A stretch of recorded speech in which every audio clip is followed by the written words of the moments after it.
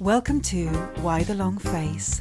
Two old friends lifting the lid on mental health over a beer with author and psychiatrist Paul Keedwell and business consultant and so-called comedian Ollie Turnbull.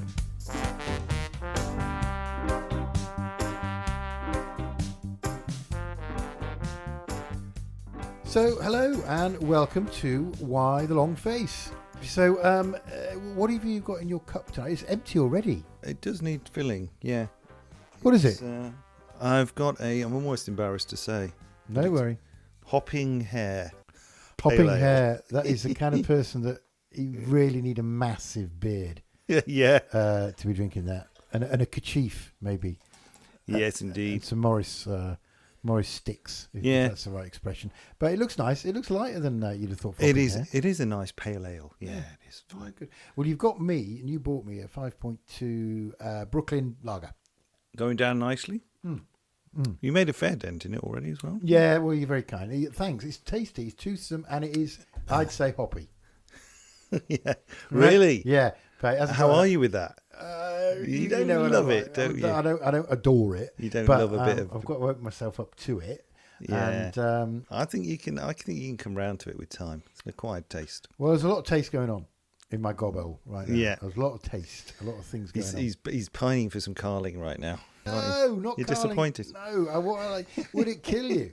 They have the occasional Stella Artois. It's a very simple taste. And a bit of Stella, lovely. A bit of Kronenberg, lovely. Yeah, like a wife beater. Heineken 5%, lovely.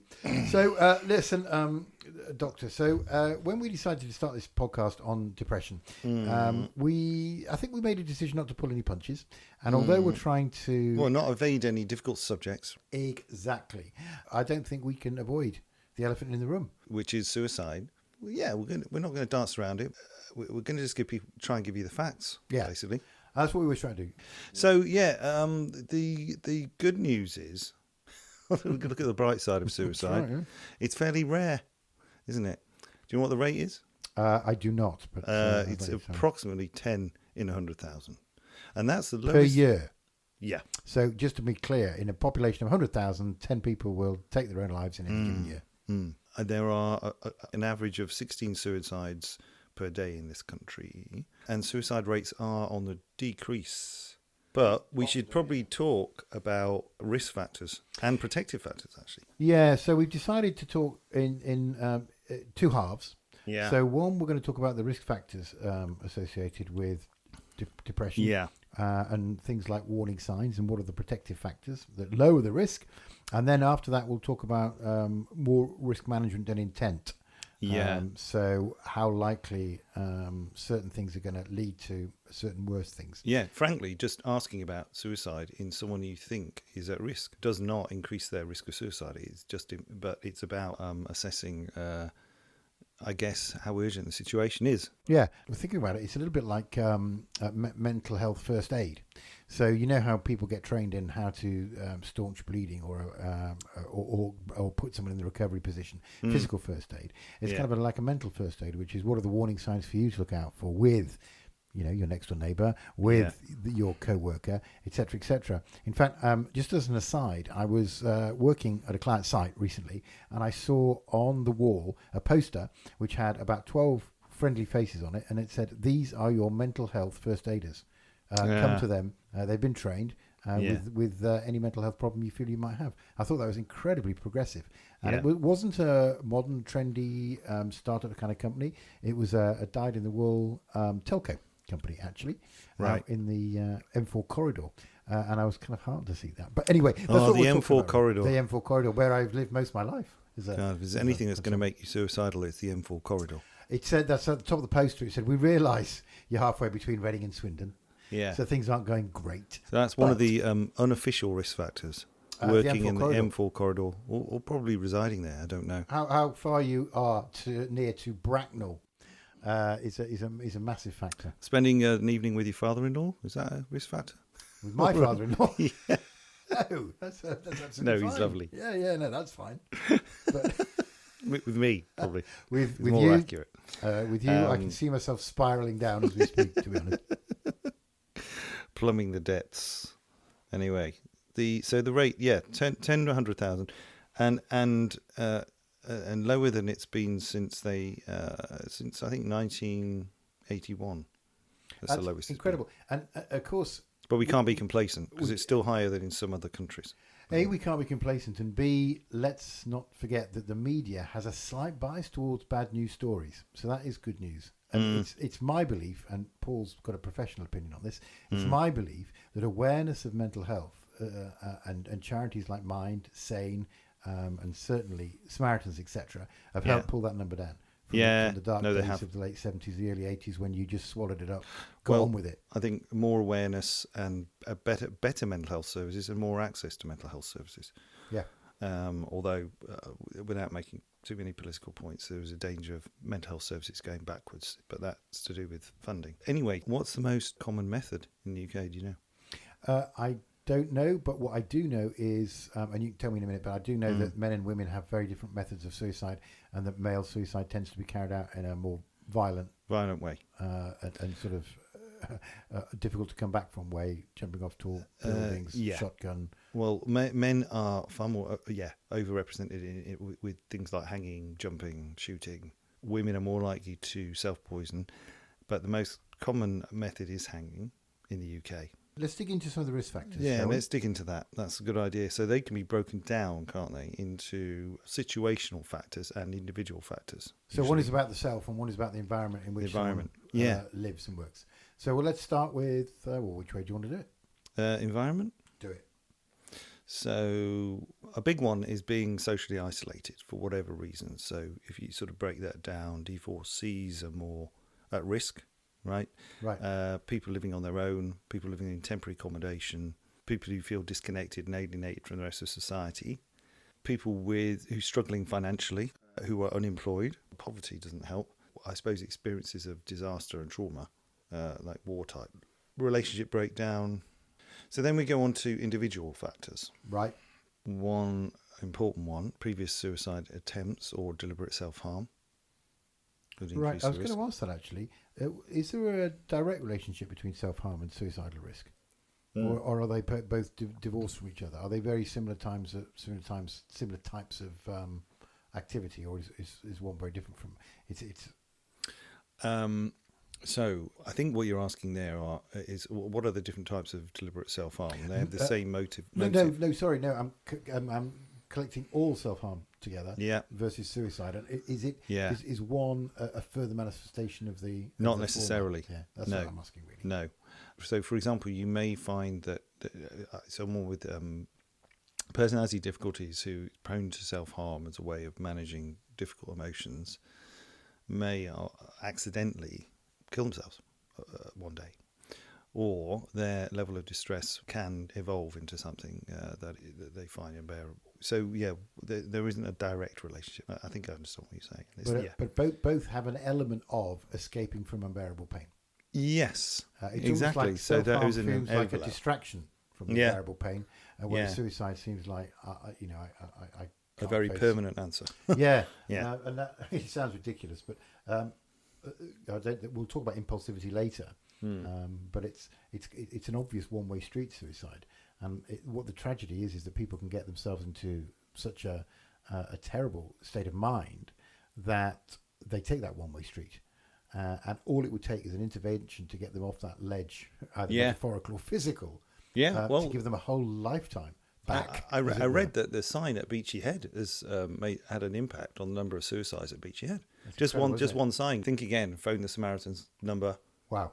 Yeah, and there's that one, and that's again. We'll probably revisit this at the end. But if you're feeling like this and listening to this, remember that it's a one-way street. The decision that you might make in the next few minutes, hours, or even days, it's a one-way decision. So surely it is worth trying other options. Well, of course, if it's an impulsive act, the one thing that's going to determine whether you're successful or not is whether you've got very ready access to lethal means. So that's one of the situational factors we forgot about. But if you live on a high rise, for example, or when I was in training, you used to test me on risk factors of suicide, and one of them was being a farmer, because you could have access to a shotgun usually. I mean, only 4% of UK households have a gun. So death by shooting is quite rare in the UK. But that's in America, it's a very different story. So, and impulsivity is increased by disinhibiting factors like drugs and alcohol. So drug and alcohol misuse is a major risk factor. Well, of course, everyone. There's a cliche that you do stupid things when you're drunk. Even when you're in an excellent state of mind, and we can probably look back and think, he says, sipping his Boston, of times we've done that, particularly when we were younger. But again, giving into a suicidal thought is a one-way street, and that's what makes it so terrifying. That it can be made so much more likely with the intervention of drugs. And then, of course, we come to a fairly obvious one: mental ill health. But it's not as straightforward as everyone who's depressed commits suicide. Definitely not. No, far from it. So I think in all suicides, about 30% have an identified mood disorder at the time of the suicide. And the lifetime risk of suicide in someone who's been treated for depression as an outpatient is something like 2%. That's for the whole lifetime. Only 1 in 50. Other mental disorders, alcohol and substance misuse makes up about 18%. And then we've got schizophrenia, people with schizophrenia, 14%, and personality disorders, 13%. Does that mean that 14% of all suicides have associated with personality disorder? Yeah. Or not 14% of people with personality disorder are likely to take their lives? Right. No, we're talking about the proportion of people who've completed suicide. The majority actually had a diagnosis of at least one mental disorder. And I'm just giving the headline ones, the ones that are the most common. Got it. And you mentioned outpatient at 2%. What's the inpatient rate? About double that. Yeah, so if you've been 4%. Treated in hospital for depression, it's about a 4% lifetime risk. Yeah, that's what I read too. But if you've been admitted and treated as an inpatient because of suicidal ideas, then understandably the risk is higher still. It's about 6%. A question that sort of off the top of my head: is there a lot of depression that just simply doesn't have any idea of suicide or any fantasy of suicide? Yeah. There's quite a lot of cases like that. So can a lot of people see through the depression, as it were? Because imagine being in the depths of it. It's a little bit like when you feel very, very sick or you've got flu. You can never really see beyond it. And I'm wondering if it's hard in depression, but there are cases, I guess, and many of them where suicide doesn't seem like an option. I mean, all sorts of people get depressed. That's the thing. People who are by nature optimistic souls can get depressed, but people who are by nature a bit negative about the future can get depressed, and maybe they're more at risk. So are you saying, because we've talked about vulnerability before, and you're saying that you could be optimistic by nature but still vulnerable to depression? You could be pessimistic by nature and still not as vulnerable to depression. They're almost two different things, different factors. That's interesting. I mean, I think if you're glass half empty kind of guy, you probably do have a slightly increased risk of depression. But the point is that the depression is a kind of a state of mind, but it's not a personality. Nice. And it's not a temperament. Yeah, I get it. And those things all factor in, right?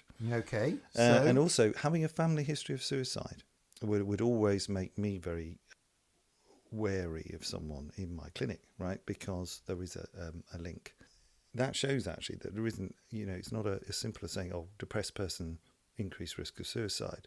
There seems to be independently a much stronger link across the generations for completed suicide. There's something else going on in terms of the way that you process adversity. So that's something in your makeup. There's maybe even a suicide gene, or do you think it's much more to do with a normalizing of it? In other words, if you come from a family where suicide has happened, then suicide's a thing. It's very far removed from my experience. For example, I've never known anyone who took their own life, thank God, and no one in my family has. But if that has happened to you, it's closer to you. Does that make it more a thing that's part of your life? Almost? Yeah, I mean the answer is I don't know. A lot of neuroscientists would argue that there's an inherited neurobiological predisposition to be suicidal. I can't refute it. I'm a bit sceptical of that. I think there is likely to be, as you say, it'd be quite difficult to rule out an environmental influence, if you like. I mean, even if it's just a case of it feels comforting to go and join your ancestor, and join them in the same way. Yeah. You can imagine a state of mind where that would if you're seem already somehow depressed. logical. Or depressed or drunk, or your mind is distorted in some way by any of these mental health problems, or indeed grief, or some other. And my suggestion is that people who commit suicide have usually got more than one thing going on. Right. It's probably not sufficient to be depressed, but it might be sufficient to be depressed, have suffered a major financial loss, maybe be completely socially isolated, and so on. So it's a combination of factors. No, you can see it. So Yeah. what are the other individual? We haven't covered all the individual risk factors. Financial loss is an important one apparently, and chronic pain. What do you think it is about the financial loss? Is it the fact that people can't face the future with a different set of financial circumstances, or is it humiliation? They feel failure? I think I know what you're going to say. It can be different. It can be both. I know your game. You know my game, don't you? Yeah, exactly. I should imagine humiliation is a more important factor than anything else.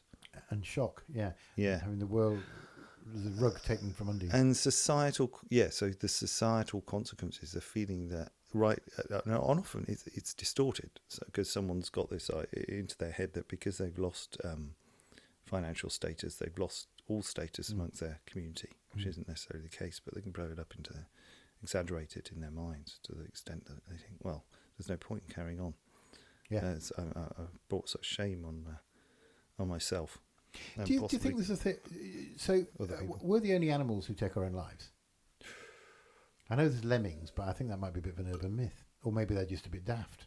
I was thinking, do you think the reason for that almost proves that it's an unnatural thing, and it's as a result of illogical thinking patterns in the brain, or certainly unhelpful thinking patterns in the brain? There's no logic to suicide, I guess, maybe unless you're in unbearable pain. I don't know if there's some perverse way that could be of comfort to anybody, to say to them, clearly, how you're thinking is unusual and incorrect, because we're the only animal that does that, and we're the only animal that thinks. And research shows temporary. The risk of suicide, and we'll come on to this when we assess intent. The intent to actually, lots of people have suicidal thoughts actually in their lives, but they don't actually have genuine intent to kill themselves. Well, we'll talk about this later. It's like a fantasy, isn't it? I wonder, she's dumped me, so I should be sorry if I killed myself. And it's just almost a fleeting fantasy as you nod off after having drunk 2 bottles of red wine on your own. But I turned out fine in the end. But you're right, suicide is unnatural, and it's a rare event. And that's why it's a rare event, I think. Got it. A judicious intervention, a timely intervention, can make all the difference. So that's why we go on to talk about protective factors. So you're less likely to kill yourself if you're in employment. I think all these factors that I'm going to read out, actually, they're all to do with society, engagement in the wider society. They're all about feeling connected. I've noticed. So being employed, having a partner, having a supportive family and friends, they all seem to be, the quality of those relationships all seem to be critically important. In the individual, it's things like having a hopeful temperament and having good problem-solving skills. Not, whatever's thrown at you, you've got a fairly well-developed idea of how you're going to get around this problem. I'd never thought of that one before.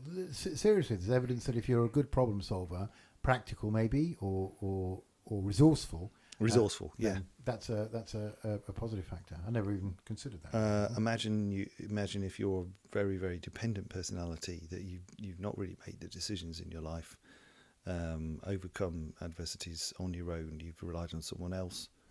Maybe that someone else suddenly dies. You can imagine how you might then feel completely at sea and desperate. Do you think you can use some of the things that you're going through there, both the sort of environmental and the individual risk factors and the protection factors? Are they something that someone listening to this podcast could use to assess the risk that someone that they know is under? Yeah, I think so. Yeah.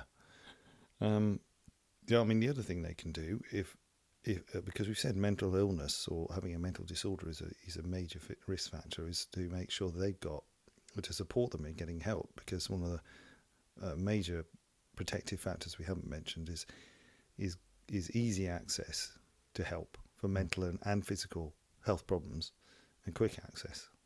Both professional and from charitable organisations, very, very good at charitable organisations like the Samaritans. But where I worked in my last job, there were lots of very good charitable organisations locally, like what they called Crisis Cafe, where you could just drop in if you felt desperate and talk to someone. Oh, nice idea. It all seems to me, and tell me if I've got this wrong, it all seems to me that simple intervention at the crisis point, even if it's a sign at the top of a cliff saying, do you know what you're doing? It's a one-way street or whatever. Yeah. People are here to help. Could make an enormous amount of difference. It's kind of optimistic message. We try to be optimistic, obviously, in the worst subject possible. But it just seemed that a simple intervention could be literally a lifesaver. Yeah, totally. And if you can just, I think awareness of the help that's out there makes a huge difference. As a friend of someone who's going through it, look, have you ever thought about ringing these guys or this number here? There's every mental health service, by the way, in every region of the UK has a crisis number to call. Right. But you also have the Samaritans, but these crisis numbers, these people are trained to give you access to local support wherever you are. Yeah. So, moving on then to when you should be seriously concerned, I guess, about imminent risk. Right. Are we talking about intent? Yeah, because I think, unless I've missed the agreement, should we move on to that? Yeah, I think so. Because we've done risk factors and protective factors, I think, now. So, there are different levels of intent. And so we mentioned one, which is that sort of fantasy of harming yourself. Now, you called these before passive fantasy. Yeah. Yeah. In other words, you haven't really done anything about it, but you've thought some things like, sometimes I think the world would be better without me. Right. But I don't want to leave people behind, so maybe I won't do it. But that kind of fantasy that... have you ever thought that life's not worth living? Yeah. That is a very, very, very common thought. It doesn't necessarily lead to suicide, it's a common thought. Oh, definitely. Yeah, It's a great introduction to the subject if they are feeling a bit defensive, and you move on from there. I'd rather not wake up in the morning. But would you ever actually do anything to harm yourself? So, in other words, have they got an actual plan, potentially, in their head? Or just an image in their mind? And that's one stage further, is it? That a general feeling of the world would be better without me. I get it. Yeah, it's a higher level of risk, isn't it? It's sort of, have thought about taking an overdose. That's that they've formed an actual sort of plan in their minds, and that's the next level up. So that's what you possibly could call an active fantasy. Sometimes I think about jumping off the local railway bridge. That would then increase your concern, obviously. An active fantasy, then, as opposed to a passive fantasy. Yeah. And then, of course, you asking the obvious question, which is, well, would you ever think you would act that out? So you've gone from active fantasy to action or preparation. Preparation is the next level of risk. So if someone said, I once bought a rope, for example, right, that's and kept it in my drawer. Just at the time when I have the guts to do it. Sending shivers down my spine. Sort of active planning phase, I think you've called it. Yes. So this is things like, I've been storing up tablets, perhaps to, take an overdose. Yeah. Or. So how does this play with impulsivity? Because this doesn't sound impulsive at all. This third level. This sounds like planning for something. But is some of it sort of like about hedging your bets? If I ever feel so low, at least I've got this stash of pills, or I've got this rope that I've bought to sort of fall back on. Yeah. Well, this is obviously that's a sort of risk that psychiatrists are having to wrestle with, or on a weekly basis. Is they don't want to do it now, but will they want to do it tomorrow at 5 a.m. And we ask about not only means. So, for example, but do they have supervision? Is there someone in the house, someone to talk them down, someone who can keep an eye on them to make sure they're not going to do anything? Or do they, in their own minds, have what we call protective factors So I would never do it because ... Right. I'd never do it because of my religion. I would never do it because of my kids. Yeah. I couldn't do this to my wife, my husband, etc., etc. That then obviously makes you feel less concerned. Yeah. But if they don't have any protective factors, and you can see how this feeds in with what the risk factors we were talking about before. If they're socially isolated, no one cares whether they live or die. Much, much higher risk. And then we've got enacting the plan. So you can have people almost rehearsing, right? And that really is the fourth level of warning sign. Right, yeah, sorting out their financial affairs, sorting out a will, writing a goodbye note, as you say, actually going out buying the rope. Climbing to the top of the building and looking over and practicing almost. Does that happen? Yeah, rehearsals.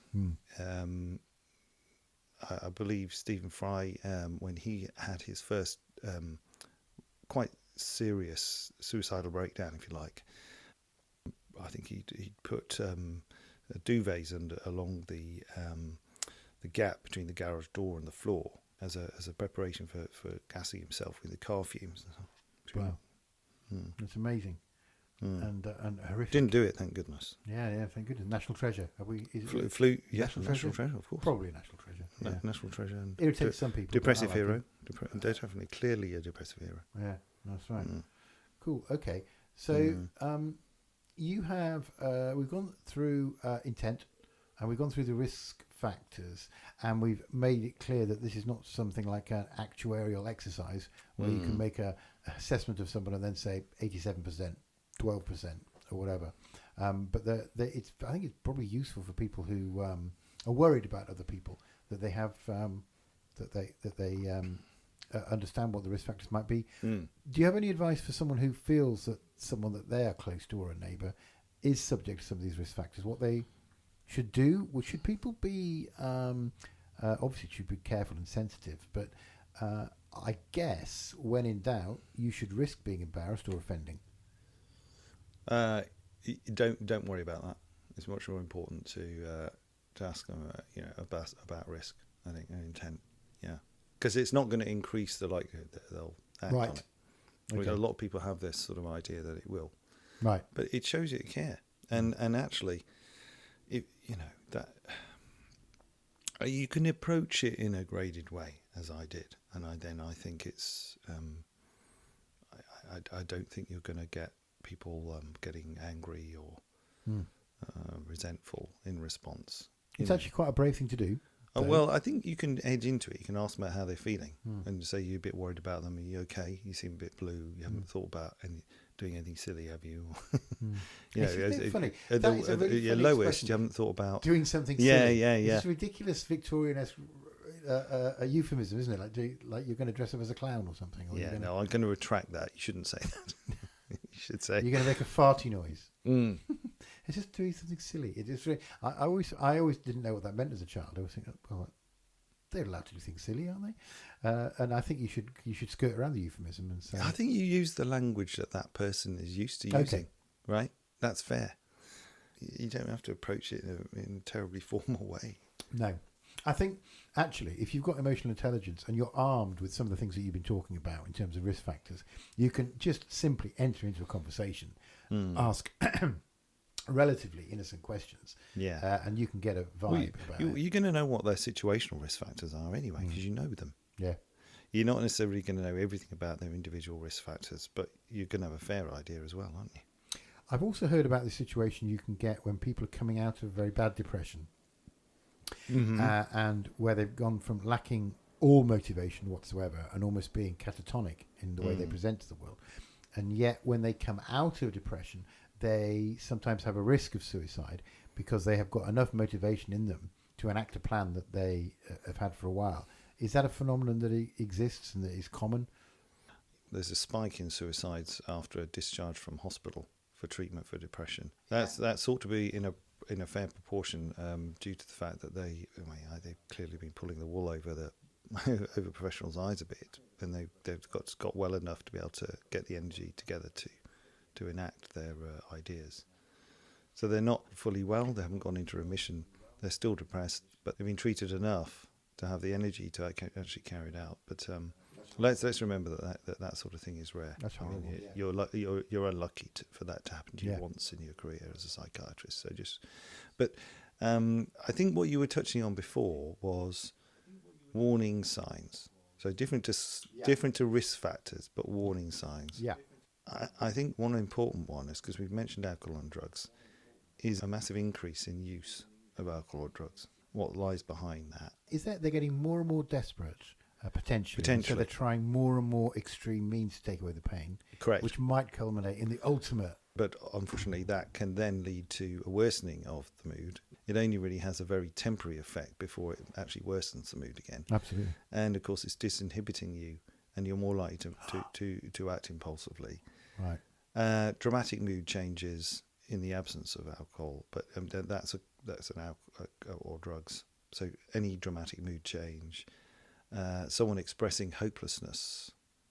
I mean, proper hopelessness, as in can't really see any future. Looks bleak.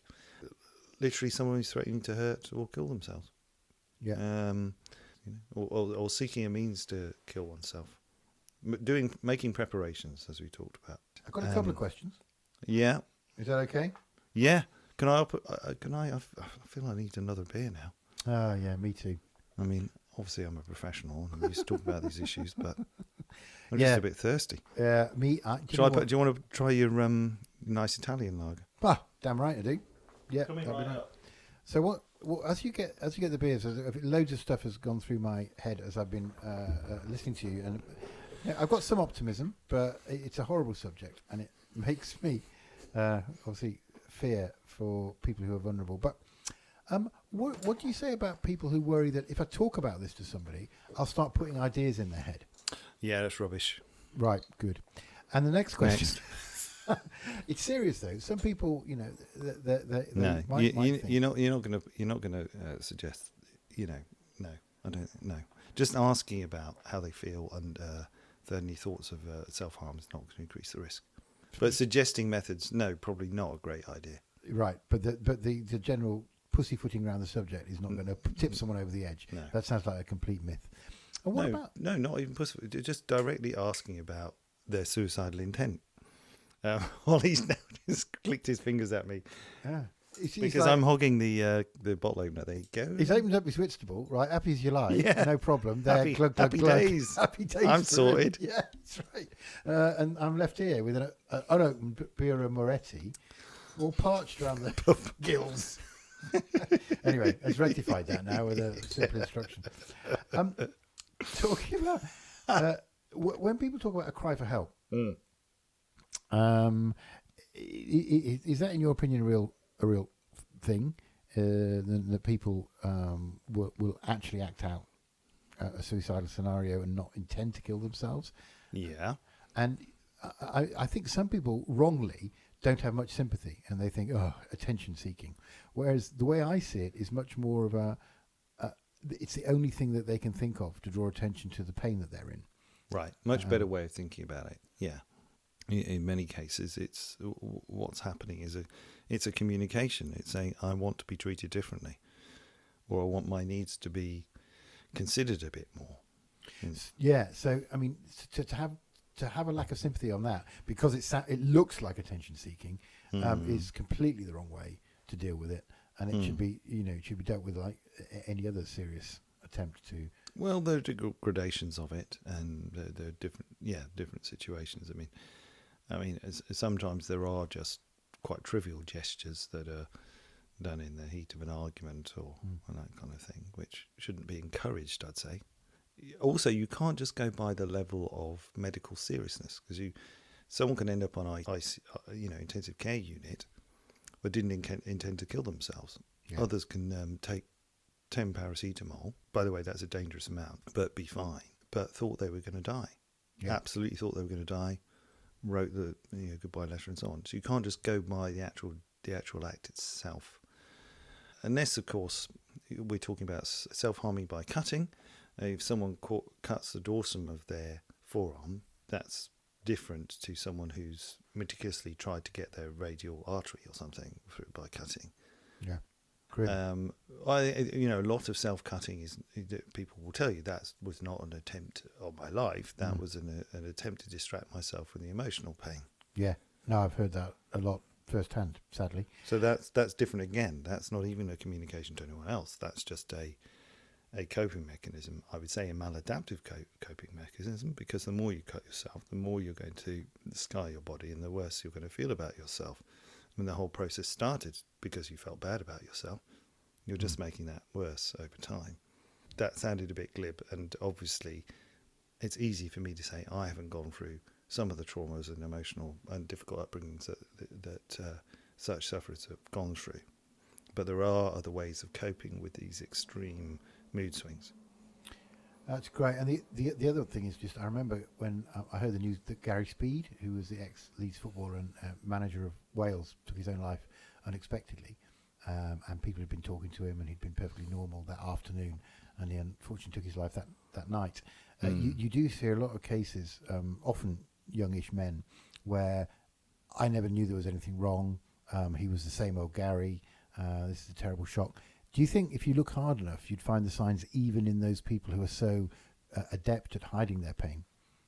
Because those must be the people at the highest risk, the ones that go under the radar. And suddenly, of course, the impulse takes them over one night after drink having been taken, or whatever the reason is, or an argument with someone close to them, and then it's over. Yeah. Do you think there was probably some signs that you could have picked up if you'd looked hard enough in that case and in others? I don't know enough about him. I think that if you're dealing with someone who by character it's a closed book, who is part of I suppose a culture or a subculture that is very macho and doesn't encourage the expression of feelings. Well, it's football, not rugby, but yeah. Football's worse, isn't it? Nah. Yeah, isn't it? It's one of the worst. I don't know. No, I think competitive sport in general doesn't really encourage the communication of action. But my question was, mostly, was do you think there would have been some signs there if you looked hard enough? Or are there some cases where people are such a closed book that these things happen out of the blue and people have no idea of the trauma that's going on between their ears? Yeah, I do think there are such cases. If you don't give anyone an opportunity to get close to you, how are they going to determine that you're at risk? So, I don't know, would you recommend if people know someone like that just to check in, or is that very difficult to bridge? Yeah, definitely. Well, you should check in with anyone you're concerned about. My gut feeling is that I probably would have picked up on signs, but not everyone would have done. Yeah, they probably would have been quite subtle. I know some people. We've talked about this before about hidden depression. Some people are just so adept at hiding, masking how they really feel. Well, they do this act for years. Yeah, they're going to be Oscar-winning standard. Yeah. By the time they get to 40, Yeah. 50 years old. Yeah. Terribly sad. And that's why I think the friends and relatives of these victims shouldn't necessarily beat themselves up, because that's a really important if they're point. not, if you're not let in to their world, what are you supposed to do? Yeah, I think it's a really, really important point, because there might be people listening who have had a victim of suicide close to them and felt some level of guilt. As much as we like to think we can reach out and prevent suicide, if someone is determined to cover up their intent, then there's not a lot anyone can do about it. But to end on a positive note, most of the time there are warning signs. We've covered them. Risk factors, warning signs. Suicide rate is coming down. We're getting much better at detecting risk. Love that stat. And much better at intervening. We can do better.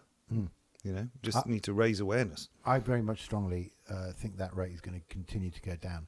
The young people I talk Me to, too. including over the weekend, funnily enough, where we were away together with a load of young people, younger kids and parents, I already started to have conversations about mental health with some of the older kids, which were enlightening and heartening, and conversations that I wouldn't have had at that age.